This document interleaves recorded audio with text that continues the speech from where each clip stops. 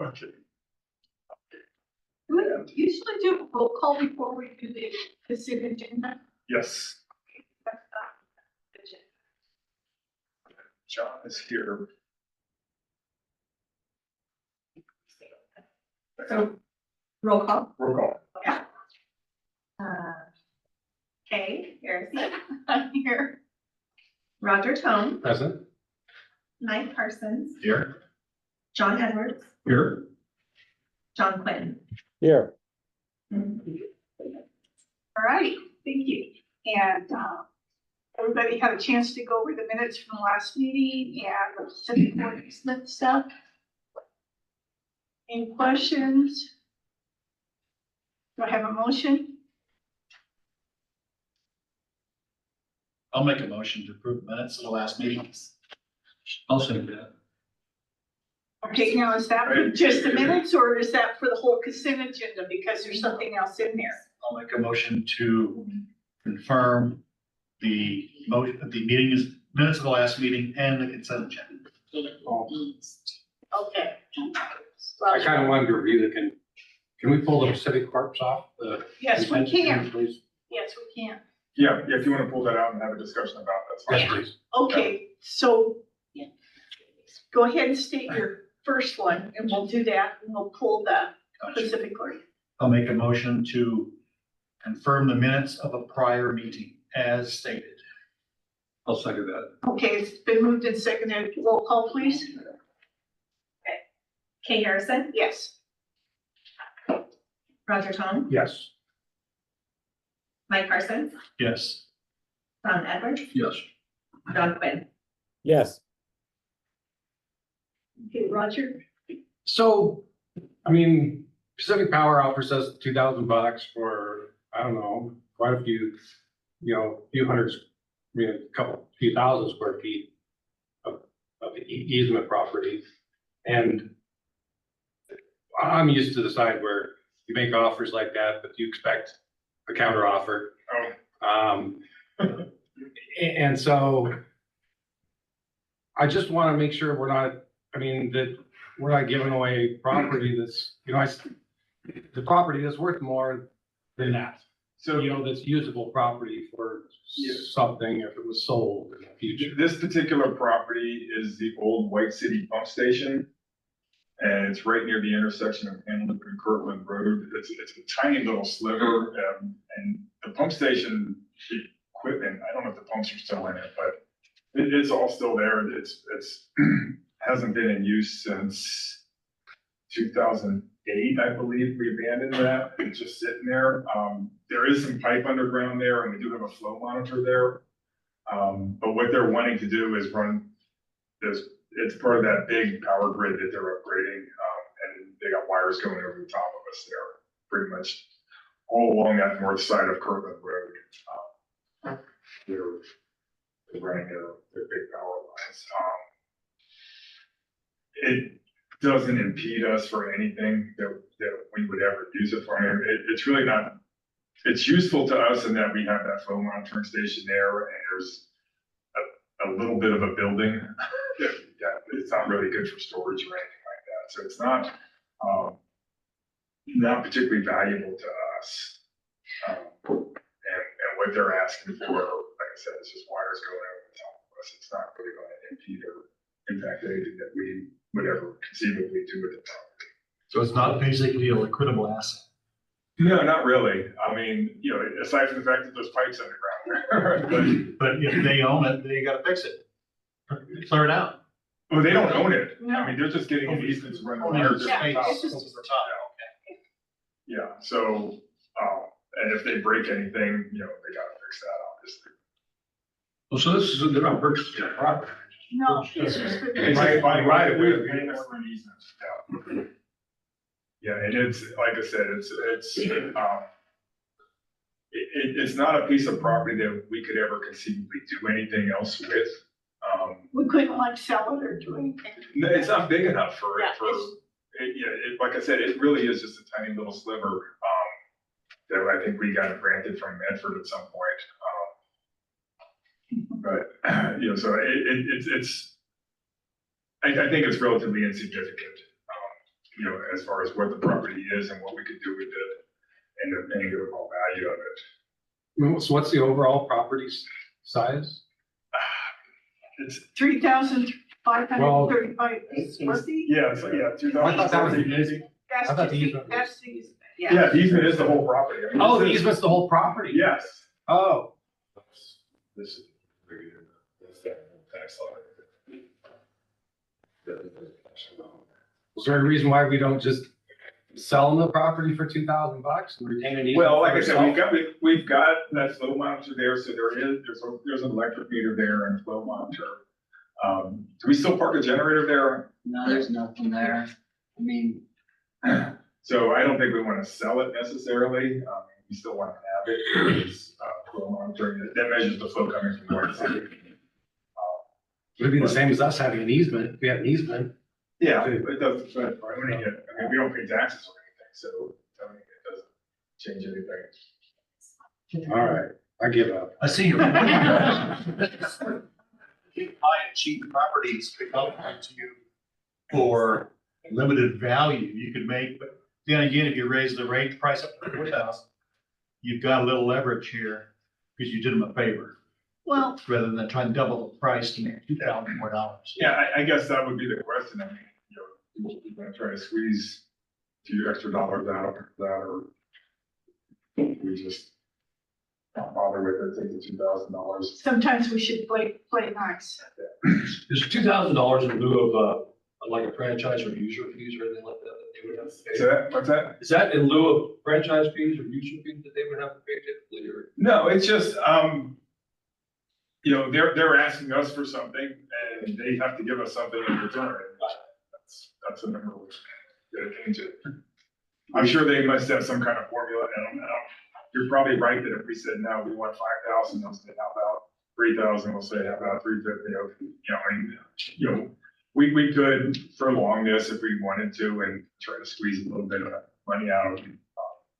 And we probably would be successful at getting something, but I don't know if it's worth the effort. Well, if it doesn't really, yeah, if it doesn't encumber the property to any more extent, then we don't have much use for it anyway, so. Nate, did you want to say something? I was gonna make a joke about acting like the railroad. Charging him a lease or something. Nothing important. Because I competed with the railroad for so long in my fire business, I would just assume. Yeah. No, we're I good. won't say it out loud. I'm glad you brought up for discussion though, Roger, thank you. because it's important to know the whys and stuff, so it's cool. Thank you. Now, I need a motion to accept this, please. I'll I make actually a, have a question. What, John? I had a question for Carl. Yes. Oh, I'm sorry, go ahead. Carl, I'm looking at the easement and the way I think I understand it is they're responsible for maintaining, mowing and things like that at their own expense. Is that how you read it? Yeah, well, it'd be, Beautifully worded. if they need to trim trees, for safety reasons, then that would be them to do that. There's no, I don't think there's anything to mow out there. There's like two Okay. or trees. Juniper. Yeah. So it says without payment therefore, meaning they're gonna do it and we don't have to pay them for it? Correct. Okay. Yeah, I think 2,000 is a little bit light, but okay. Maybe that's just, I can't ever accept one thing without counter proposing, but maybe that's an occupational hazard. It goes back to something that I said, it's just, we're really nice around here, sometimes that's to our detriment. But, you know, we keep discussing this kind of stuff and maybe we'll get a little tougher. But anyway, now I'll go for any other questions? Yeah, Carl, how nice was Pacific Power with us when we put in the equipment to charge our trucks in the back? They charge us. I mean, did we feel like we got friend prices or arm's length prices or? I don't think they treat us any different than they do anybody else. I mean, you know, I'm trying to think, we deal with them pretty regularly. Is it good? And, I think we have a pretty good relation with them, and they do definitely like, we extended 3-phase to the backyard there. That was pretty expensive. We had a new service in the lagoons. Yeah, and we did it at the lagoons, but, I don't think that they're, like I said, they're not treating us any different than they would any other entity that was needing to extend power. I think the chances you're gonna deal with the same folks that you're dealing with this, and then any other regular capacity on a regular day-to-day basis, and you're gonna deal with the exact same person is highly unlikely. Yeah. So, Well, I'm not an expert in easement valuation, but it doesn't seem like very much money, but I'll just leave it at that. Okay. Anything else? No. Okay, motion, please. I'll make the motion to accept the proposal from Pacific Power for the transmission project. I'll second that. It's been moved and seconded. Roll call, please. Kate Harrison, Yes. Roger Cone, Yes. Mike Parsons, Yes. John Edwards, Yes. and John Quinn. Yes. Thank you.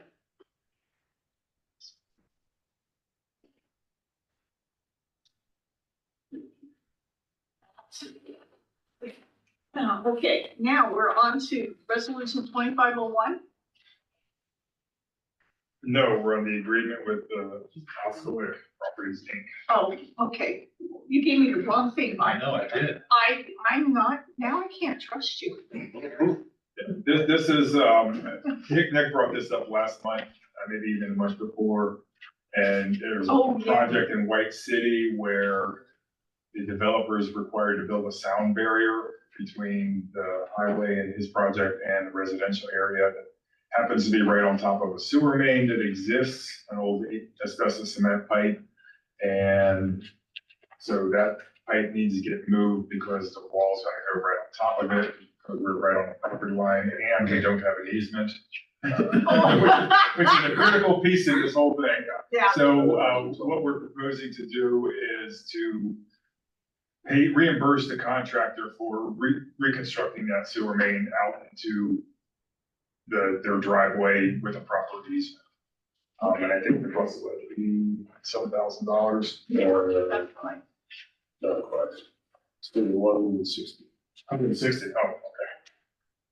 I don't know where that 80,000 came in, but, it's a reasonable price, compared to what they're doing. It's pretty, it's a long run. Yeah, for what it's worth, I did talk about on this one. I didn't include that in here, but I did. I think it was 100, it was 180, almost 190. Maybe that's where you. Those negotiation skills are handy to have, so practice them when you can. They didn't come down very far. Man, I did what I could. okay, that's good. All right, now, I need a motion, please. Well, I could have a discussion. So I keep forgetting to look up. they have to put in a wall as required by, I guess, whoever does White City planning or county planning. Yes. And that means we have to move our pipe because of something they have to do. Until I heard we don't have an easement, my question would be, why are we paying for it? Yeah, if we had an easement, then we would not. So we're essentially, this is an interesting contrast to our last item. Because we don't have an easement, we're ponying up $160,000. And I mean, it's a little bit better than that for us because this is a pipe that's not, it's an old, it's a 50-year-old pipe, asbestos cement. It's in not a good location. There's a lot of reasons why, eventually we would have wanted to rebuild that anyway. So we're getting it rebuilt, in a location that's more appropriate, and securing the easement that we didn't have before. We can argue that we have an easement by right, because because it's been there for so long, Right. just kicking at that, but, we've done this a number of cases before where we've had a pipe that's in a bad location. And, the property developer, whoever that is, you know, wants to relocate it, so we work out a deal where we reimburse them for, you know, part or all of that relocation, because the relocation does benefit us as well. I get that, but here's the hat the not nice hat I would put on, so I'm not being, I put on my lawyer hat and say, look, you guys have to build the wall, you don't have a choice. Right. We have a pipe under there that you'll be inhibiting if you do, so it has to be moved. We may not have an express deeded easement, but we've got a prescriptive easement due to the passage of time, so there's not much you can do about that there. So you either do what we say, or your project stops and you don't have a sewer in the back of your houses. Let us know which you'd like and how much you'd like to pay. I think because there's no easement there, they could build the wall and leave the pipe there. Well, yeah, but I would imagine we have a prescriptive easement. For private parties to get a prescriptive easement, which is what you're talking about, you have to pay the taxes, or at least you do in California, but we don't pay property taxes, so that wouldn't obtain. I don't know, I mean, if you guys are happy with the deal, that's fine. I would have turned the screws on them a little bit more, but of course, I've just spent the morning dealing with criminals, so maybe I'm just in a cranky mood. Yeah, I would say, you know, the property developer, there's nothing that we have that could stop them from building the wall and leaving the pipe where it is. Do they use the pipe for their project? Yes. They would, yes, yes. Then what we have is, would you guys like to keep flushing your toilets or not? Mhm. So you let us know if you're going to be using buckets or writing a check. Would this be if you I run mean, this, I'm clearly still in my morning hat. So if anyone just, if I'm the only one that feels that way, that's cool. I respect what all of you guys think. it's a good discussion, because I kind of ran through this in my head. Whenever this stuff comes through, I go through that same thought process.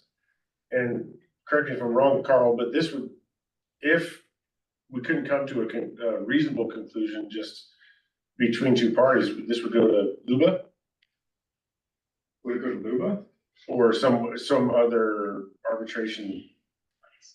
I don't even know. Okay, I think they would have to. Well, I mean,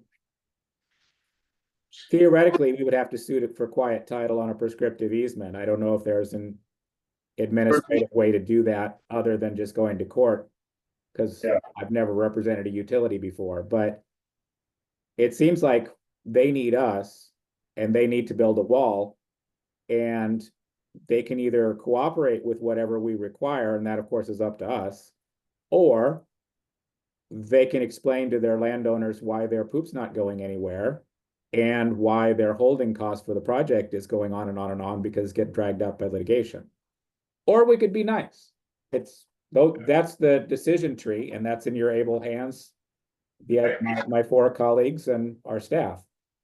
It'd be interesting, I mean, it would be interesting to kind of see where it all ended up, because, you know, whether or not we can deny a person to connect into a sewer main because they refuse to, you know, do some additional work outside of that.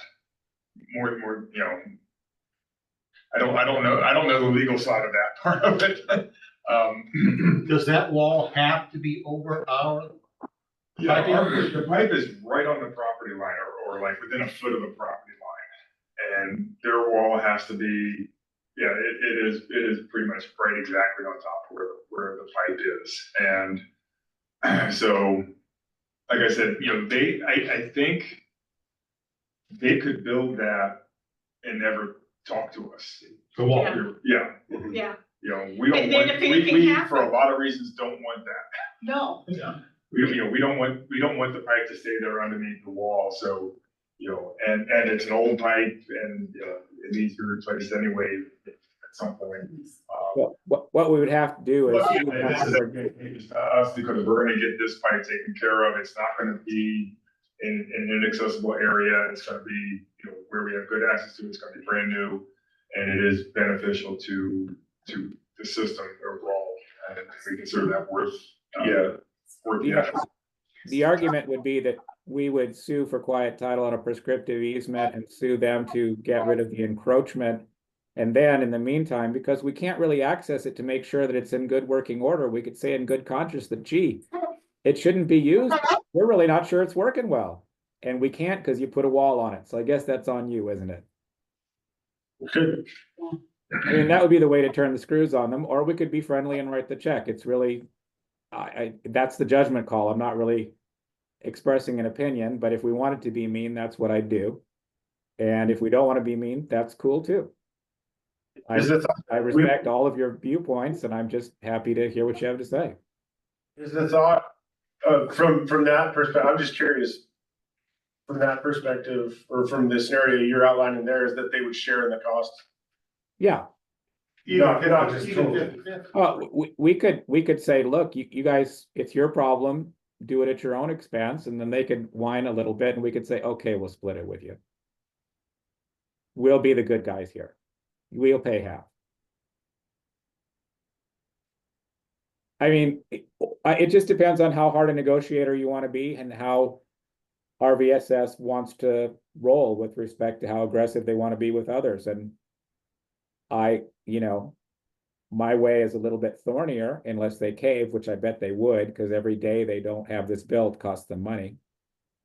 And at some point, it's going to cost them more than 80,000. So that's the analysis. Like I've said on other things, that's the analysis, and I leave it in the good judgment and experience of my friends to decide where we come out on that line of thinking. Sorry to throw a monkey wrench, but I thought we should at least air the various thoughts about this. Totally appreciate hearing your opinion though. I mean, We're it having gets me some to pretty thinking a little heavy bit. duty big discussions about negotiation and how much we should do for money. But, and there's all kinds of stuff. I mean, because like you said, the piping, we will have to replace it sometime anyway. Mhm.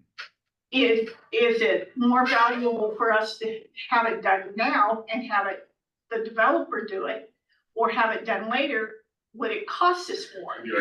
I believe it's to our advantage to have this done now. Yes, Okay, yeah.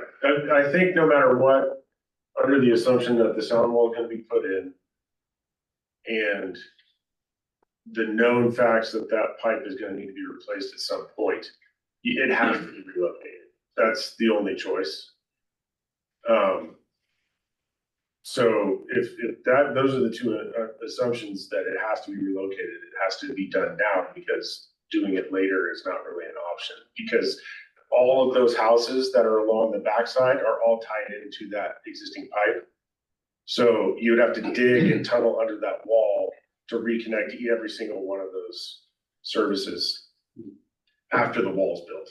So it's kind of the timing is as important as anything else. yeah, and John makes a good point. We could have tried to do it 50-50, because they needed to do the wall and we needed, and we could have maybe negotiated it down some. You negotiated a little, which is good, but we could have looked at it, so. I don't know, but we've already said this is what we're gonna do. Yeah, and so that No, is we the haven't question, said is, that. do we want to accept? Well, that's because we haven't voted for it, that's Yeah, true. do we want to accept the agreement that we prepared right now, or do you want us to try to squeeze them and say, no, we're only gonna pay that? For clarity, if we pay them $160,000, will they move the pipe and construct the wall, or do we still have to move the pipe at a later date? No, Or have No, to- no, if they reconstruct the sewer main, that's done. I mean, you've got another 100 years on that, so. yeah, Gotcha. that's a good point, though, we haven't said Yeah. yes, because you had to take it to the board, and the board makes the decision. For what it's worth, the negotiating power, that is great for me. Because I'm the good cop, you guys the bad cop. I used to play bad cop more frequently with my children. It's a good game. You may find it disorienting, but commonly I'm the good cop, not today. That's kind of hard now. So what do you guys think? Should we have to negotiate further? Or do we want to go ahead with John? I got it. Roger. All right, so we are in a little bit because staff has negotiated, to some extent on this with the developer. But I mean, I guess, I got confidence in John's opinion that we got, they really couldn't go build this wall there with our old sewer there if we didn't let them. And so I can definitely, I hate to going back and going, okay, you're paying for the whole thing, developer, but I'm game for throwing it back out and that we split it 50-50. I'd be good with that. One of the principles of one of the martial arts is not that you punch the person, but you punch through them. And I always find it good to punch through them by asking for everything and only end up hitting them for half. And so, I'll say to a customer, you're doing 20 years knowing I want 10, and I'll give them 10. But you put the attention in them. And I would say, look, my board they're being hard. I got this jerk lawyer on there, and he's saying you guys should pay for it because there's really not much you can do about it. And your houses need it, and you have to move it anyway, and you don't have a choice.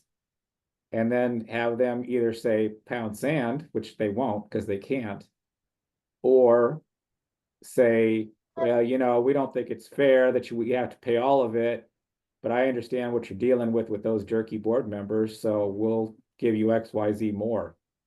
I would at least take a whack at trying to sweeten it, unless you don't think it's worth the effort. But a small downside is the later we wait, the more expensive it'll be, but I don't think they're gonna let it wait too long. No. This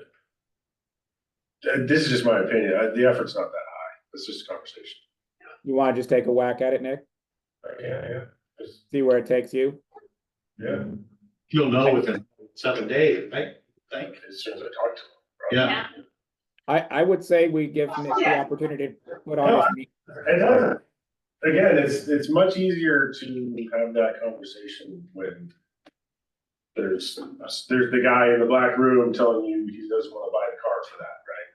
Like, Right. so that's my analogy on that one.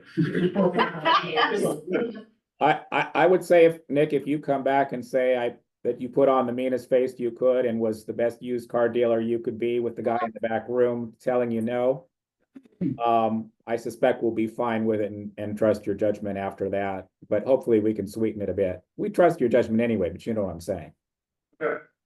So Well, is that the direction from the board? Is that you want us to take this Yeah. back to the developer and I'm intrigued by that, sounds like a giant too. yeah, I think this is cool. We At need least to give it a try. direction. Then Nick, go see what you can do. Yeah. Okay, we did some parameters. Yeah, I think Roger's right. Request, okay.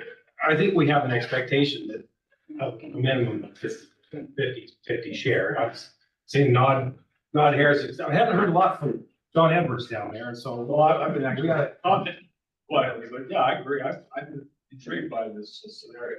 Yeah. I would like to see us negotiate something with them, absolutely. Yeah. I mean, my previous job, we did this frequently. Oh, yeah. Because we just didn't have the budget to take on these unexpected costs. So we would negotiate this. But I do understand where Carl's coming from. If there was a development going in and we could have some storm drainage work done, improvements made, that kind of thing, we would definitely share some of that for our benefit. Yeah. Yeah. Right, but we would negotiate, we rarely pay thing. Right. But we would negotiate with them, so I am intrigued with that. Yeah. And it doesn't hurt to go back and make a counter offer. Yeah, I mean, just to kind of solidify, I'm totally game for that. It's not that difficult to have this I conversation. mean, we have a distinct advantage in getting some work done, some improvements done. and probably at a lower cost than we can for ourselves. Right? Yes, But, yeah, and you don't have. I think if you go in there with the attitude that the board has rejected this due to the cost. Yeah. And see where it goes from there. Yeah, yeah, the alternative is if we did it ourselves, we do the design ourselves. Yeah. More than likely, we'd be putting this out to bid, which is all of the time and, you know, And they've already done the design. correct. Okay. But, and then the other risk you take is that you run this out, we incur lawyer fees, they incur lawyer fees. That's right. This goes to arbitration. And so, at a price like this, you're kind of under the assumption you have to be replacing this pipe at some point anyways. That was kind of the decision tree that I think that you guys are correct in terms. We hold a pretty good hand. Yeah, I think so Okay. too. And with the understanding that, yeah, we're good for the. If they have to put this wall exactly without, even though we don't have right of way, we have restricted. Yeah. Had that in there for 5 years. This is enough. Yes. So we do have some leg to stand on. Yeah, we can take the ORS. And this is a good Sorry. educational opportunity for the board too, on how to help with these types of negotiations. Yeah, Sounds good to me. It's a good discussion. I like that. yeah, this is a good. I mean, it could backfire, we don't know, but let's at least give it a try and see what happens. Yeah. I don't think the backfire is gonna be 180 grand, or 80 grand, sorry. No, So, Okay, so parameters, Roger, you're thinking, I mean, yeah, or are we going in, you know, with Nick saying, hey, the board's saying 0 because we have prescriptive easement here yeah, and then see, that's, and so That's where you start. I get it. we start there and then If they I think- offer I 80. think Nick has to come back to us if he doesn't get 0.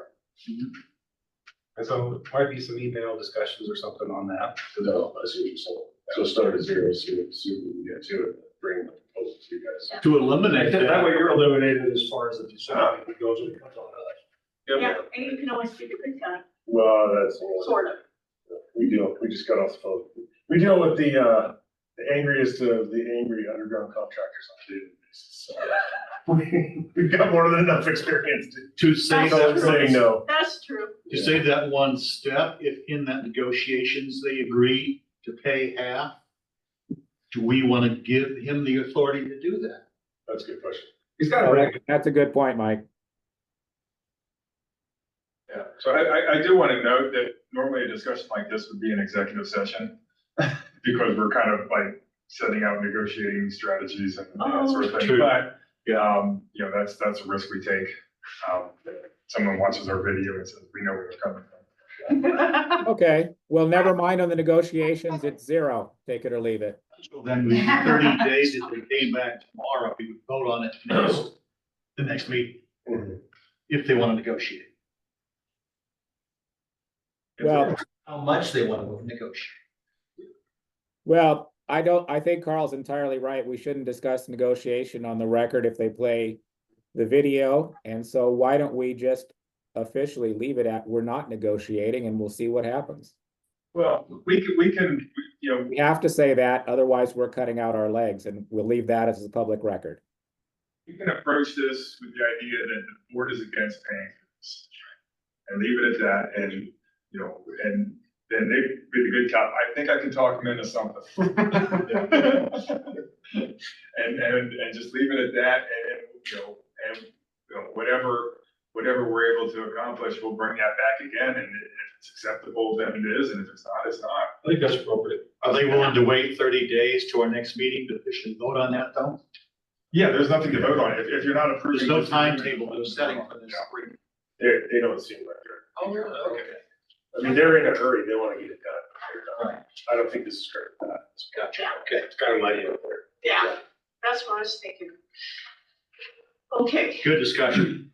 do we need to table this agreement until next meeting? Or can we motion that we refuse to accept this at this point? Or just, Yeah, maybe a motion to reject the okay, agreement.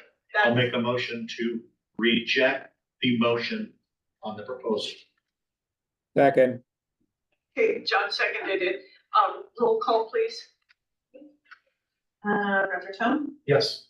John Quinn, Yes, Kay Harrison, Yes. John Edwards, Yes. and Mike Parsons. Yes. This is a fun day. Yes. I'm it's kind of grumpy. And- Yeah. It's working. Okay, resolution 20. Oh. Go ahead, John. okay, I do have to get back to court at 1:30, but it's only about an 8-minute walk, so I'm just letting you know what I'm up to. Otherwise, I'll get in trouble with the judge, but I've still got plenty of time, just letting you know. Be fine. Thank you, thank you. I think everything else is one easier. Yeah. Okay. Resolution 25-01, a resolution establishing participation in Oregon PERS, Public Employee Retirement System. So this is the same agreement we did last month. You asked me to survey the staff again, whether or not they wanted to jump on PERS or accept continuation of what we have with a higher contribution rate. It was a lot closer. It was like 19 wanted PERS and 14 wanted to stay, and the rest were either non-committal or didn't respond. So it's still a pretty clear majority prefers to make that transition into PERS. So based on that, we would recommend approval of this resolution.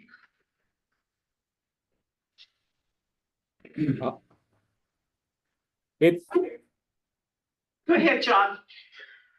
I support it and I would be voting yes, but and there's not really a but, it's just we have to go into this clear-eyed. On the one hand, there's incredible value in employee retention. I learned very recently from Carl that we have 400 miles of pipe, but we also have 40 human beings whose lives are critical to what we do every day. And they're not pipes, but I mean, they are our most valuable infrastructure and they're what we need to preserve and take care of. So both tangibly with respect to retention and intangibly with respect to recognition of our team, there's a lot to be said for it. The downside is there's a risk that it could be more expensive in future years. Because actuarial tables get adjusted and Oregon PERS, as usual, doesn't do very well in the stock market or whatever they do. So it is very understandably one of those decisions that we weigh and decide as a board. It's a serious matter and there's pros and cons. I will be voting yes, because I think the pros outweigh it. But this isn't something that we should take lightly. It's a serious matter, and I know you all will take it very seriously. I hope you'll vote yes. But this is a big day for lots of different topics, isn't it?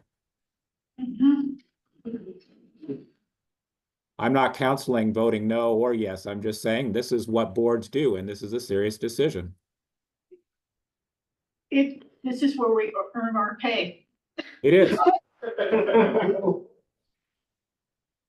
So I'll make the motion to approve the resolution to adopt PERS, the number that Carl just gave us. I'll second. Okay, John Quinn made the motion, John Edwards made the second. And Any further Okay. discussion? any further discussion? I will say purely as a personal matter, the fact that I have a steady pension is incredibly comforting to me with a wife who is wonderful and incredibly patient to have put up with me for 25 years, but she could never even begin to make a fraction of what I make and for our family. And knowing that the pension is there, should I pass, which we all will, has a massive intangible comfort to me on a personal level, as I should think any of our workers would feel the same way. So it's got a lot of tangible and intangible value, dollars and cents and humanity. So these are all the things we need to weigh, and it's a toughie, but what I've just said is all true. Thank you for that. Sure. I have raised reservations in this because I don't have a lot of confidence in how Oregon has handled the PERS program. And that's my main concern right there, is that lack of confidence. But if our employees want it, that's what I want to do, because they are the most important thing. Carl, I hope it's been impressed on the employees that this is a big one. And I'm sure they recognize we're making a big one and it's because we care about them. I'm sure that message is crystal clear to everyone. I certainly hope it is. Okay, so yeah, We're in motions, we're in discussion. Yeah, Understood, but okay, gotcha. Those darn Robert's rules, what are you gonna do? are we ready for the, I've got a Go ahead. a clarification on the item is, so further on in the paperwork, we have the contribution that's gonna go to the employees that are less than 5 years from retirement. yes. And I didn't have any issue with that, but it's not necessarily part of the resolution. No, it's not part of this resolution. That's a whole separate, that's not necessarily a resolution, a policy. determination that- We all get that that's what Yeah, it's and trying I to do do. plan to bring that back next month to Yes. to clarify that part of it. Can I share something apropos to what Roger just said? It's actually in our interest, dollars and cents, for the people who leave before 5 years, because frankly, it's probably going to be cheaper to buy them out with compensation to make them whole than it would be to pay pensions for them if they stay the 5 years. So we're definitely not losing on that proposition when it comes before us.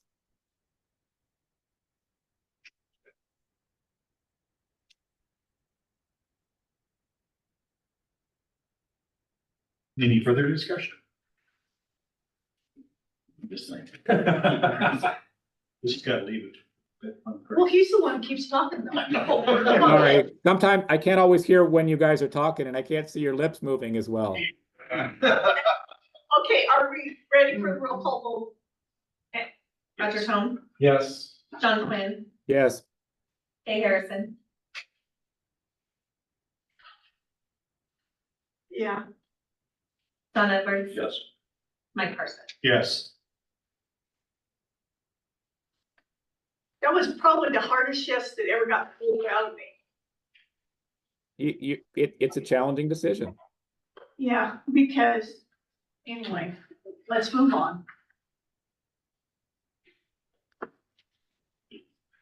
I'm doing it because I think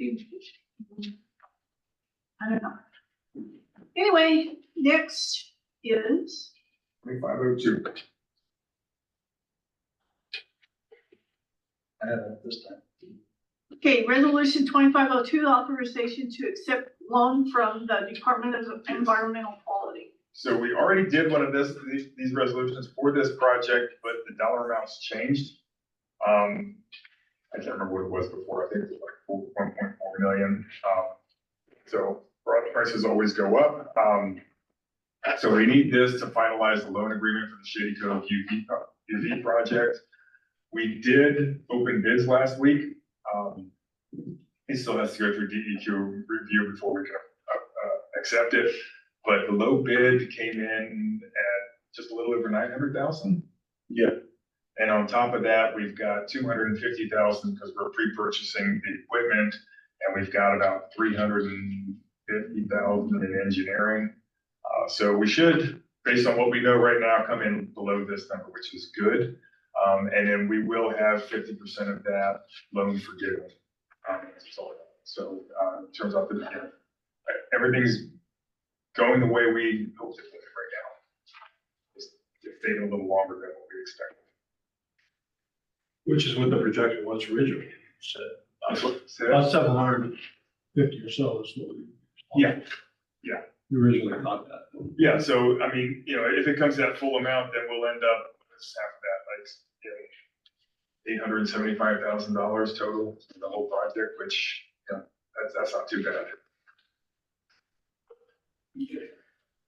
Check question mark? No, but I'll move for approval, resolution 2502, authorization to accept loan from the Department of Environmental Quality. I'll second that. Okay, it's been moved and seconded. Roll call, please. Roger Tone, Yes. John Quinn, Yes, Kay Harrison, Yes. John Edwards, Yes. and Mike Parsons. Yes. Okay, this next one, gotta be 2503, not 2501. The City of Talent, Yeah, Oh. because mine says 2503. mine doesn't. Oh, Yeah, okay, mine says 2501 as well. okay. Yeah, I think the one I that I might be in printed the out should wrong, be. I might be in the wrong thing. Anyway, this is a stormwater rate increase for the City of Talent, and just to refresh everyone's memory, the agreement we have with City of Talent is we collect a stormwater fee. We have for our stormwater quality program, it's $1 a month, and we collect that. The cities we have agreements with, we tell them, you know, if you want more, we'll collect more, and then just turn that back over to you. So, currently, in Talent, single family home pays $250. And $1.50 of that we give back to the city, to maintain their storm drain system. So they are going to increase that because we did a facilities plan for their a master plan for their stormwater system, and we wrote a financial plan for them, which called for the rates to be increased. Anyway, so they want to increase as of effective April 1st from $2.50 to $5.35. And it'd be the same arrangement where we, you know, $1 of that goes to the water quality program, and the remainder of that we just give back to the city and use that to maintain. So that's this resolution. And like I said, it will go into effect April 1st, so it will be on the first bills that go out. Beginning of May. They decided to phase this too, correct? That's what? They decided to phase this? Yes, there will be another rate increase that'll go into, I think, January next year.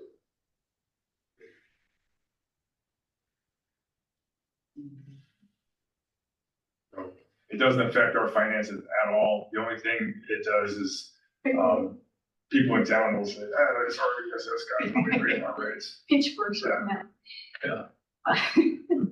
Okay, motion, please.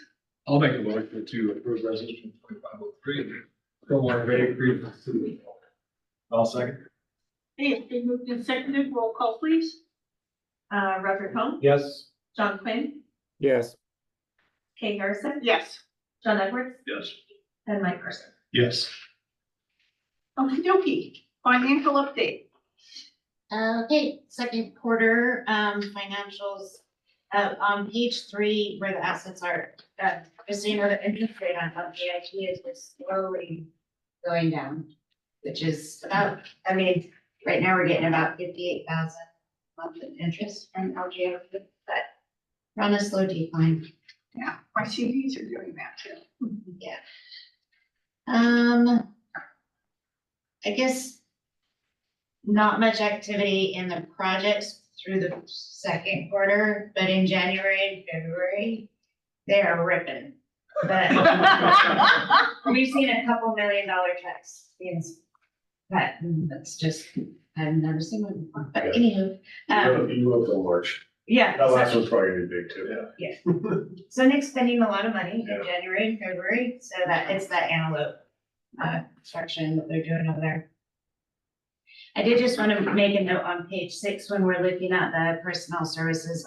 If you had questioned why the life insurance LTD was up 140% at mid-year, there was an $18,000 payment for our self-employment, self-insured unemployment check for an employee. So that, it's not in the description to say the unemployment, but that's in there. Okay, So that's why it should be at 50%, but we're at 140% of budgeted because we had a big unemployment check we had to pay. okay. And that's all the notes I wanted to let you guys know about. Do you have any questions?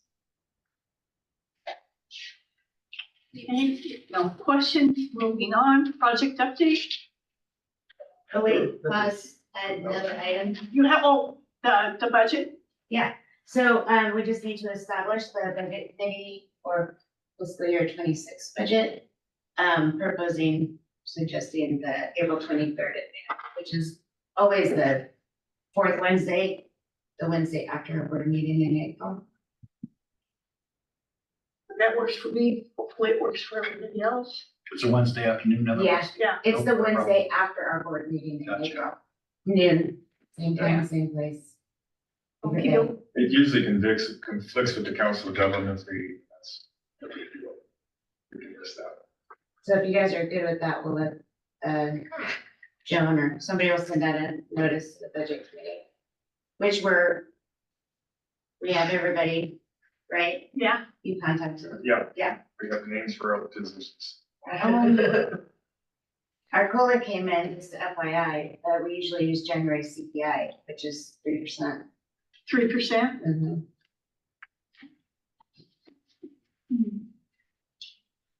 Better than the 9%. Yeah. Yeah.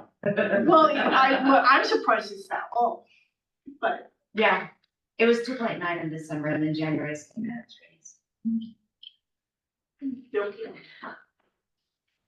now project update. Okay. Yeah, we're pretty busy. We're gonna be busy here for a while. That's some big news coming, and we're ongoing right now. So first one here is Gold Hill. We've been talking about it for a long time. We're getting to the point where the project's really taking shape as far as the nuts and bolts of where we're gonna put in the ground, where we're gonna put the pump stations, how we're gonna cross the bridges, who all the players are. That being said, we had a meeting with our consultant, us, and ODOT. They're going to be rehabbing, more or less reconstructing the bridge deck of the regular bridge on the south side of Gold Hill. And it's getting somewhat complicated because there's Avista wants to put a high pressure gas main under the bridge deck. And we want to put our new sewer line in the bridge deck, and the city of Gold Hill also wants to expand to the east side of the bridge, which means other utilities will need to go to that side. Yeah. So it's getting a little complicated as far as there's only so much room, and there's, yeah,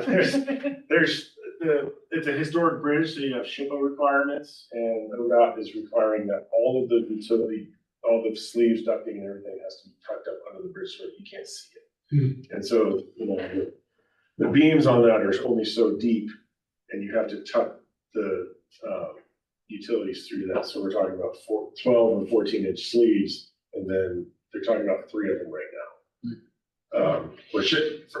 For clarification, SHPO requirements, that's the state. Oh, sorry. The State Historical Preservation Office, so they control all historic buildings and things like that. Yeah, sorry.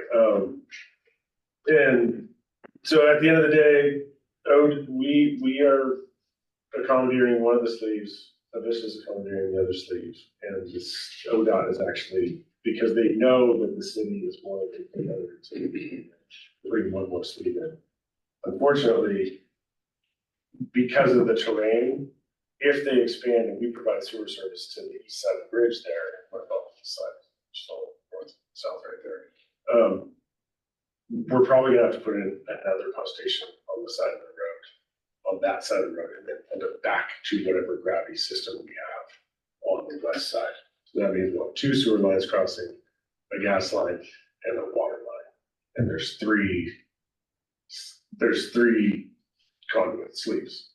So we're gonna have to either share one with water, which causes some regulatory requirements. Yeah. Or we put 2 sewer lines in anticipation that the city's gonna get their act together and eventually get planning, expanding the other side of the river. So that's a long story. There's a lot of questions. A lot more questions than there are answers right now, but that's kind of, it was a very eventful meeting, and so that's what those are the conversations we're having. I think it's probably worth it for the city, and it's worth it for us to put another line in anticipation of the future, because it's very unlikely that we have with those SHPO requirements is going to allow somebody to core drill through that bridge someday in the future. So I think we could probably make it work, but it's gonna take a lot more planning than I initially thought. Because of that wrinkle. Other than that, probably have a meeting with the county to discuss paving requirements. One other thing that I'll be discussing on this, and I haven't gone through all the nitty gritty details of this project yet, because it's been mostly administrative up to this point. But one of the county's requirements is if you have a longitudinal pipe or trench along their right of way, and it's inside the lane and it's longer than 100 feet, then you can rehab half that whole lane, half the road, so it'd be the whole lane. So Yeah. 8 miles of 12-foot lane is a lot of paving. So, it's gonna be a grind, remove, and replace. yeah, so we're trying to, that means we've got a very small footprint that we have to fit it in on the shoulder of the road. And then getting an excavator to sit on that side of the road with a ditch and mailboxes and everything else, there's gonna be some details. I just talked to the county engineer this morning about that. Seeing if we could maybe negotiate some of the, it's shifting and getting into the lane a little bit, but he wasn't gonna promise anything. But we talked to probably his boss. You're not very far into it at all Into the lane? then. No, it would be just like an extra foot or two. And then having a trench cut there and then re-striking the fog line. But that would be outside of the wheel path. The compaction on that is gonna be, have to be traffic related, specs, even though most of it's off the road, right? Yeah, it'll be on the shoulder, but again, there's those mailboxes right up next to the asphalt. So that's gonna be a consideration as well. But yeah, we'll use slurry. Okay, yeah, that's what I was getting at. Yeah, and it's pretty shallow. It'll be 4 feet, 4 feet deep, so it'll just be like slurry. So anyways, I haven't talked about that one at all really, so I just want to spend a little extra time on it. Antelope Road, you guys have probably seen it. It's going. They're making good progress now. It's obviously expensive for the payments for region, but we're looking good. We'll be right up next to that project close date that we had in the contract. We might go over a tiny bit, but maybe for paving. Echo Way, nothing moving there. Slate's Station, nothing there. 4th Street, we're in Gold Hill. Not a whole lot of news on that one. The White Mountain Sewer, that's the one we just discussed. We're gonna go back to the drawing board as far as working out an agreement with the owner. Then with stormwater facility, that could basically been pretty awesome. Snow melt and rains we've gotten, and UV disinfection, we already discussed it. So, that one will get going. That's not really in our wheelhouse as far as expertise goes. That's why we got a consultant to do it, but, you know, TJ and myself, some of the other folks we're a little nervous about that because it's a bit of a black box as far as how it works and how it's gonna go in. So we're really starting to try to get ourselves educated on that. And then Table Rock Road sewer replacement. This is a little project we did out here. You probably noticed our crew's been out there for probably longer than it should. Backstory is our construction crew is fairly green. We had a big reshuffling of the deck. Some folks, some of our more seasoned construction folks in O&M actually came over and I like to say they got a promotion to inspector, which they did, and they're doing a great job there, but that means backfilling some of our construction spots with some folks that didn't have quite as much experience, so. We're using this as a learning exercise. We're having to relay some pipe and check grades, and at the end of the day, it's the outcome is not great, but hopefully we'll make it up in the education portion. So anyways, that's it for me. There's nothing like on the job training. There is a lot of that. The hope is that they learn from it. At this point. We're giving them, I've created some educational materials for them, and spreadsheets and all sorts of other stuff. Figure it out. That's it for me. Thanks. Any questions for him? Okay, TJ, it's your turn. Thank you. Flushing, they're still doing good, with 14.5 miles of pipe. They've been getting some cross training out there as well on Table Rock and have a factor out there to kind of, clean up around the pipe and stuff as they need. TV crew's got 10 miles inspected. There's no news with treatment plants. They're just running good, so that's good. The lagoons took in 479,000 gallons of septic fog and porta potty waste. Here at our office in the back, I noted we had a little break-in to our Conex storage container. Someone stole a core mounting to drill bracket that they could mount on a manhole and use the core machine to drill holes in. They stole the bracket and they stole a trench compactor, kind of walked behind. Yeah, jumping jack. Broke the door, did some damage. We got the door back, we did a police report. Talking with the insurance company just for that small stuff, but it's more frustrating than fun, because that stuff's pretty easy in place. That's definitely frustrating. We did some training last week. We had bloodborne pathogens, which was a required training, and then Greg McDonald from Red Safety came down, did our respirator fit test, inspected our confined space equipment, harnesses, and stuff like that. Doing gas detection. So keeping us up on all that. Do we have cameras back in that area for this stuff? Not They don't show that far back. Yeah, and it was in a container that's actually facing, the door is facing away from the building. So the cameras can see the backside of it, but not the side of it that people were breaking into. So, Have you tried trail cams? tried what? Trail cams? That was Michael's suggestion. Yeah. Meadows, we use those. We can probably get the camera extended out there to cover that area, or we can turn the containers around also would help. Just the first time it's happened out there, second time. These fungal whackers aren't light. So there's a pickup or something close by that they're having. I don't know how, there had been a couple people, because they are not light. Like, it takes two guys to just lift in the back of the truck, and Right. somehow they took it, they put it in a wheelbarrow. We found the wheelbarrow and a ladder they stole from S&B James. So they had sold a ladder from S&B James, jumped our fence, and they used S&B James ladder up against the very, very back fence, which is kind of a high back, had it in a wheelbarrow, and somehow I can't pick the thing up. No, they're having- Pick it up. I don't know how they shimmied it up over the ladder. Didn't we think they pushed it under the fence? I don't think it fit under the fence either. I don't know. There is a little hole, like a box hole under the fence. I don't think it fit the jump jack. Well, I don't know. So, They're electrifying this work. electrified fences, no loads. I don't think Central Point allows those. The fences? Electric fences on commercial Interesting. property. Pardon? Interesting. I mean, we had one in downtown Medford right across from the police station. Next to a sidewalk, and there's a school down the road. And, we warned them then to take it down or we're gonna tear it down, and they did. So I don't know about Central Point in industrial areas. I don't think we're interested in electrifying our No, fences, but- because the liability. They're slow. If you Well, if you fry their I brain, wouldn't get trail it is cam. you're a criminal.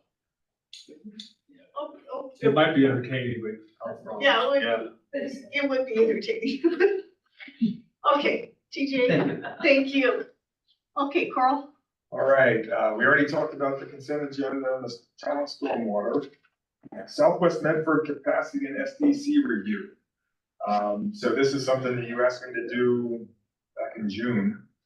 So I think we've got it done. We built the model of the Southwest Medford Basin and we modeled that with the current flows and potential future flows. And we were pretty confident that we have adequate capacity to handle all the developments that are planned out there, which is quite a lot. I will say this though, is that there's capacity, but a lot of those pipes are old. And one in particular that Nick and I were looking at is on Kings Highway from about Diamond Street, 2,000 feet to the south where it ends, which is where a lot of those developments are going in. That's that was built in the early 70s. It's an asbestos cement pipe. We're gonna want to replace that. Yeah. no matter what. And we want to do that either at the same time or before the city does any kind of road work. Yeah. And I expect they'll probably want to do some road work, to support that development that's going on down there. So, even though we have capacity, we're still going to do some upgrades, just because, we need to get some of those old pipes replaced before they do major road. Does the city contact the utilities, let them know they have Yeah, big well, we projects?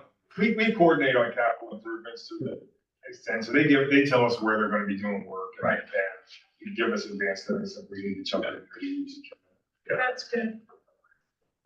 On the SDC side of it, I wrote, a couple of pages of memo on that. And just to briefly summarize, the two questions that we had were, are we collecting enough for the SDCs? And the way I looked at that is I was just looking at capacity. What I did is I went back 10 years and I said, all the projects that we did on our collection system, and it was like $15 million of projects. And how much did we collect for our collection system development charge? And that was like 3.4. So about 24% of our collection system projects have been paid for using SDCs, and the remainder have been paid for using rates. You look at those same projects and how much capacity we added, and it's only about 7%. For this reason, I mean, we do a lot of these are rehab projects, so we're not adding capacity, we're adding longevity, because we already have sufficient capacity. So overall, if we're just looking at the capacity, our SDCs are more than paying for the amount of system capacity that we're building. Whether or not they're paying enough to reimburse previous users for the expenses that they paid into the system is more of a policy question, I would say. But I do want to note that on our collection system, with using our existing methodology, we can justify an SDC of over $3,700. We're currently collecting 1,000. So there's a lot of room within the justification with the methodology to increase that if we make that decision that we want a higher percentage of our capital improvements to be paid for through SDCs. The next question was about whether or not larger developers are paying their share. And the idea that maybe, that somehow we should differentiate based on the size of the project or something like that. I don't believe that's legal at all. I don't think that would hold up if anyone challenged it. So I would certainly recommend against that. Yeah. I think, larger developers are going to pay more because there's more, they're building more houses. So, but the per house rate shouldn't be any different, no matter how many houses you're building. So basically the conclusion, the recommendation I would have on this is I don't recommend that we change our SDC at all, our methodology. The methodology allows for different rates to be calculated, but I don't recommend we change our methodology, or that we try to differentiate based on the project size. I do think it might be worthwhile to consider eliminating some of our SDCs. So we have the collection system SDC, but then we've also created a trunk SDC, and we have one for the regional interceptor that applies to everybody that's connected to the regional interceptor. We have one that's specific to White City and one that's specific to Eagle Point. And I think it might be worthwhile just to consider getting rid of those and rolling that expense into the collection system. And just having one charge that's universal throughout the district. It would just simplify it. It would make it a little bit easier when we're issuing permits and all that. And we wouldn't necessarily be sacrificing any revenue because we would increase, the amount of our collection system SDC to account for that. So that's a thought. We obviously don't need a decision on that, but as I was going through this, it just occurred to me that rather than making things more complex, we can make it a little bit more simpler, be easier on our end administratively, and would be easier to communicate with people. Hey, John, you have a question? Carl, how much would we have to increase the collection SDC to compensate? If it was just to compensate for that, it would be $500. So right now, we collect, if you're in Central Point, you would pay $1,000 collection system SDC, a $500 interceptor, and then whatever the current treatment rate is, which is set by the regional rate committee. So, like I said, there's plenty of room within the current methodology to do that. And even if you wanted to increase it to make that pay for a larger percentage of the capital improvement plan, I think there's still plenty of room there within the current methodology. So you just smushing the two things onto one.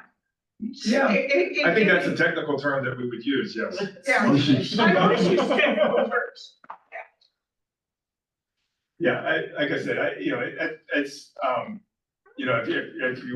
if it's intriguing to you and you want me to come back with a kind of a more concrete approach check, because there is some audit issues that would need to be addressed. But, if you want us to kind of look at that a little bit closer, we can certainly do that.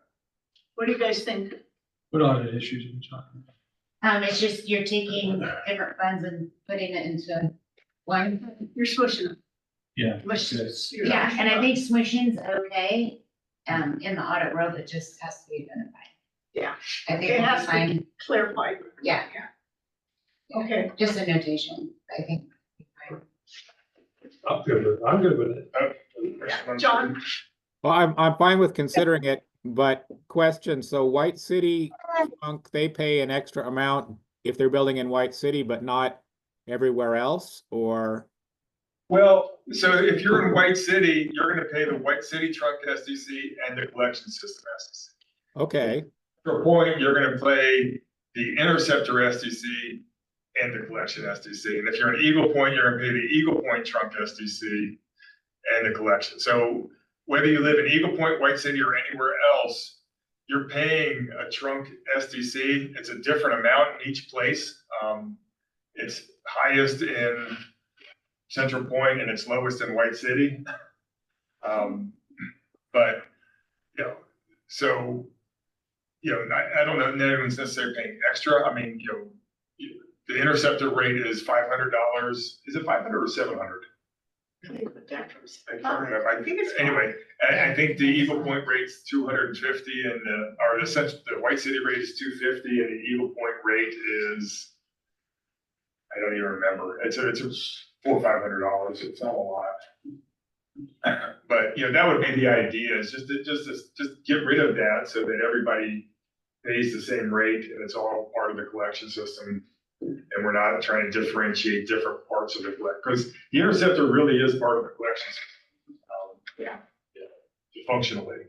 I mean, it might have been set up at the time because of like when we annexed with Central Point, it was Yeah. calculated here. When we annexed with Yes. White City, it was here, and it was never like, we are one. Now we can go. Right, yeah, and so I think it was just always been that way. It's And just, do that squishy. yeah. Smush is good.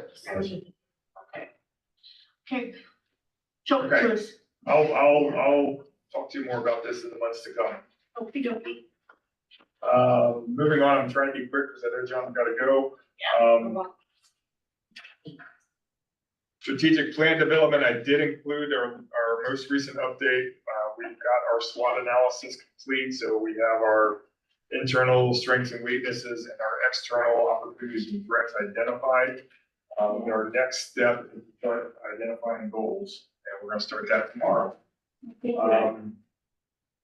Shady Cove, we already talked about. Old Hill, we're still working on this transfer from USDA. The conversations I had with Kay and John about financing and funding and trying to schmooze with some legislatures. I do have a page of like a fact sheet on that. It got longer than I hoped it would because I don't want to miss out on stuff. But that's something that you can use if you are talking to legislators. I Okay. did send messages to both Senator Wyden and Senator Merkley. Just, you don't get a lot of room to talk, they limit how many words you're allowed to use. So I tried to get, some foot in the door on that. I did try to do the same with, Congressman Bentz. But on his website, he asked for your social security and I didn't want to give it to him. So, I don't know how, maybe that's his, Yeah. his gatekeeper there. Determine who's allowed to talk to him. So I haven't talked or tried to make any contact with any of the local reps. So, that's where I am Thanks with for doing that this. part. And I can email that to you, John. Thank you, Carl. The PERS we already talked about, and I will be coming back next month with a policy document to address the people that are gonna be retiring sooner. Our board dinner is March 16th at 820 Golf Course. So we'll be sending you out notices, so you'll get reminded of that. And then another reminder, if you have not filed for reelection, please do so. Please. That applies to John Edwards and Roger. And that's all I have. Okay. Thank you, Roger. Judge, on the Civic Corps easement, they got the, do you have in the document clarification that they have to be, there, any poles they put in have to be a certain distance from our pipe system? I don't think they're planning any pools in our property, but yes, I did highlight, protection of their underground facilities. It's in there, I did push back on As that. long as you got, yeah, I'm just, They included that, let me see if I can find it real quick.